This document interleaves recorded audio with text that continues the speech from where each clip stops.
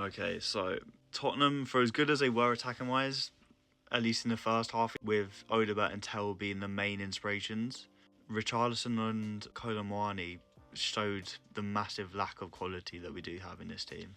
And I'm sorry, I thought Kolo Muani was a good signing, and I thought, oh, maybe we could even sign him, permanently in the summer. But I'm seeing nothing from him to suggest that he is worth sticking with and making permanent in the future, because no Premier League goals. It's the new year. It's over half the Premier League season gone, and I'm just seeing someone that's struggling to control, run with, and just pass the final ball to a teammate. The ability to get a shot away, put in a good final ball to a teammate is just not there, and it's really lacking. Because today against Sunderland, we should have seen the game off in the first half, early second half. We had some really good counter-attacks and chances which were just not capitalised on. And, it was painful to watch some of the balls that were being kicked and put through because they were just never meeting a man.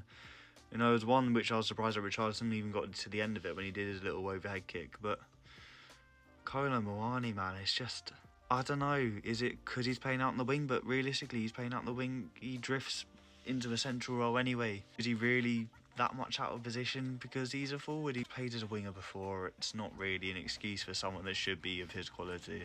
Richarlison, we know he's hit and miss. He has gone really well this season. He's kind of bettered everyone's expectations, but he's probably still someone that people want to move on in the summer. I'm probably in the same category because at the minute his stocks are going to be well high. But yeah, I think signing Kolo Muani maybe as a permanent would not be the way to go, and it would be a waste of funds, which for all I know is probably limited resource as it is. I know there was a lot of other issues today which meant that Tottenham didn't win the game, but Kolo Muani was just a glaring issue throughout the game, which was just kind of bugging me the whole time. How much there was a waste and how much I just expected more from him, really.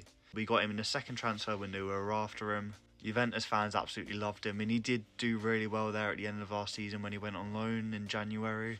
And that we know he's a French international. His biggest moment is missing that goal in the final, but we know that he's a big name. He got a £90 million move to PSG, for God's sake, but it's just nothing that I'm seeing is worth putting up with in the future when it could be used on other resources. And today was just a very poor and very wasteful showing.